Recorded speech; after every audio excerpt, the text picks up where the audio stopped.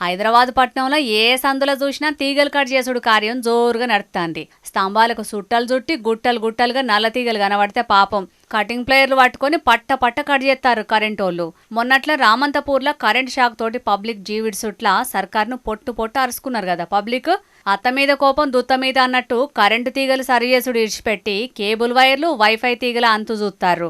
చిన్న సీఎం బట్టి సార్ వేసిండట ఇట్లా చేయమని ఆర్డరు.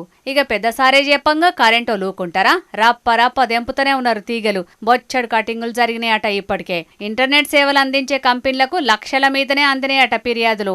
ఊరుమురిమి మంగళ మీద పడ్డట్టే అయింది పబ్లిక్. ఇంటర్నెట్ కేబుల్ ఛానళ్లు బంద్ అయ్యేటాళ్లకు నెత్తినోరు కొట్టుకుంటున్నారు. ఆర్డర్ వేసిన సర్కారోళ్ళు మంచిగానే ఉన్నారు, ఆర్డర్ అమలు చేసిన కరెంటోళ్ళు మంచిగానే ఉన్నారు. కంపెనీలకు ఏం పోతుంది? వాళ్ళు కూడా మంచిగానే ఉంటారు. ఎటు తిరిగి నడమ పైసలు కట్టి సేవలు పొందుతున్న జనాలాగమైపోతారు పాపం. అందుకే ఈగురం లేని పని ముంగటేసుకున్నారని సర్కార్ను పొట్టు అరుచుకుంటున్నారు. ఇండ్లలో వర్క్ ఫ్రమ్ హోమ్ చేసుకునేటోళ్ళకైతే కొలువులే ఊడినాయట పాపం. ఇంకొందరైతే చక్కగా బట్టి సార్కే ట్యాగ్ చేస్తున్నారు.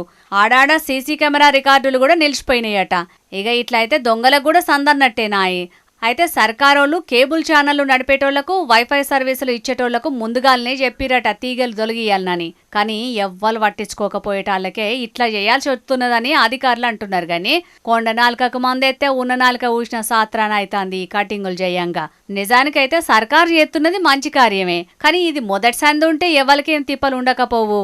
ఆగా మేఘాల మీద మొదలు పెట్టేటాళ్లకు అందరూ నారాజయ్యే కాడికి వచ్చింది కథ.